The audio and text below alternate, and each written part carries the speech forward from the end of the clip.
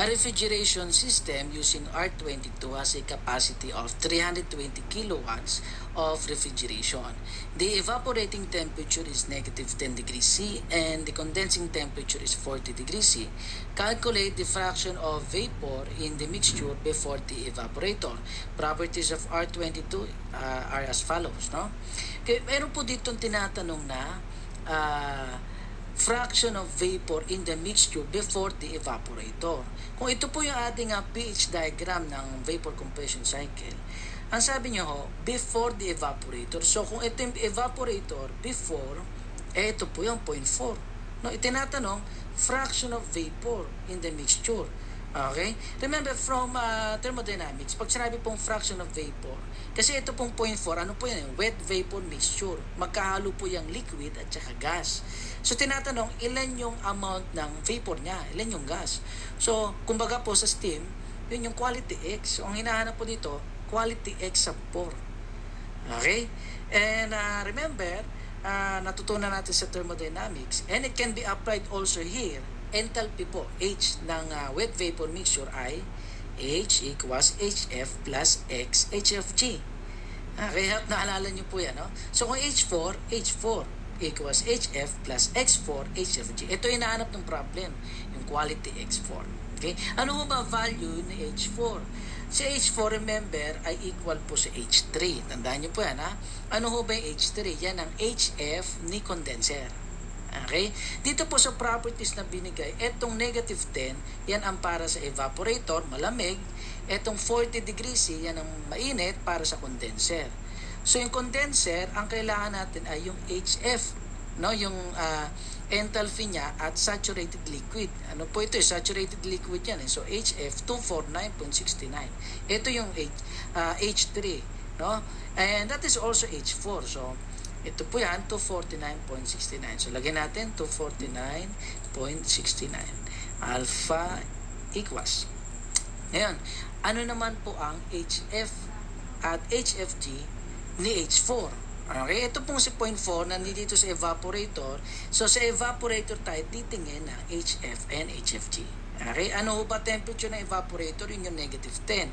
Ang sabi, ang HF doon ay 188.43. So, 188.43. Lagay natin dito, 188.43 plus yung X na hinahanap natin, quality X. Okay, so plus X. Dito ho, sa -10, walang HFG.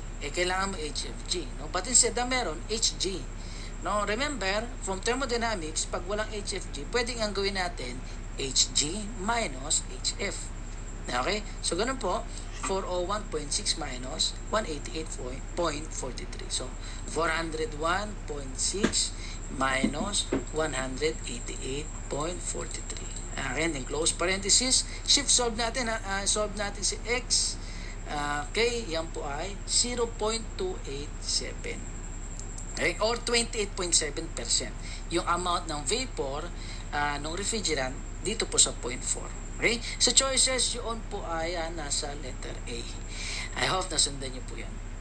An air conditioning system of a high-rise building has a capacity of 350 kilowatts of refrigeration. Uses are 12. The evaporating and condensing temperatures are 0 degrees C and 35 degrees C respectively. Determine the mass of refrigerant 12 circulated per second, and properties of R12 ay ito po, no? Ito yung para sa evaporator, 0 degrees C, nagbigay ng specific volume, HF and HG. Okay? Kung sakali pong kailanganin natin ng HFG, HG minus HF lamang, no? And then itong 35 degrees, ito naman yung para po sa condenser. So, binigay po ay HF. Ang hinahanap po ng problem ay mass of refrigerant in kilogram per seconds, no? Okay? Ganito po, ang gawin natin, ito ang given QA, tapos hinahanap mass ng refrigerant. Okay, para po madali natin itong ma-realize yung solution, no? Balikan po natin yung pH diagram ng vapor compression cycle. Okay? Pag nagdo-drawing po, tatandaan palagi ang by default, no, standard, not unless otherwise specified in the problem, itong exit point ng evaporator is always saturated vapor, at itong exit point ng condenser is always saturated liquid. Okay, tandaan niyo po yan, no? At itong H3 equals H4 at si H2 naman ay superheated. Dito si QA, pasok si work compressor, labas dito si QR. Ngayon, ang involved po sa problem ay hindi work ng compressor, hindi QR, but instead QA. Okay? Paano po sinusolve yung QA, by the way? Si QA po ay ang involved na mga points dyan, si 1 and 4. Okay? So, kung sosolve mo si QA, mass ng refrigerant times delta H lang. H1 minus H4. Ganun lang po, no? Kung halimbawa po, work ng compressor, mass ng refrigerant times H2 minus H1. Kung QR naman, mass ng refrigerant times H2 minus H3. Okay, I hope nasundan niyo po yan. Now, ang gusto pong hanapin ng problem ay mass ng refrigerant. So, itong delta H, baba natin sa ilalim ni QA. Ganyan po.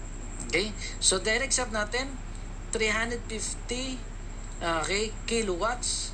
So, para masolve ang mass ng refrigerant, kailangan nating alamin lamang, no, yung H1 and H4. So, titingin tayo dito sa evaporator. Si H1 yung pong Hg sa evaporator. Ang Hg natin dito, ito yung evaporator natin, HGI, yun, 351.48. Okay, so, lagay natin sa ilalim ay 351.48. And then minus si H4, ito po yung H4, no? Equal po si H4, remember, kay H3. Ano ba si H3? Yan ang HF sa condenser. So, titingin ka sa condenser, ito yung HF, yun, 233.5. So, lagay natin dito, 233.5.